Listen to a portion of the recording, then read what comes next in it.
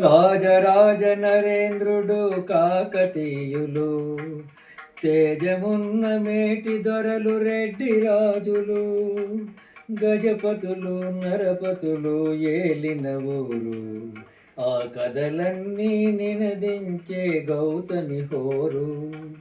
వేదంలా ఘోషించే Godavari, అమరధామంలా శోభిల్లే Rajamahendri. వేదంలా ఘోషించే Godavari.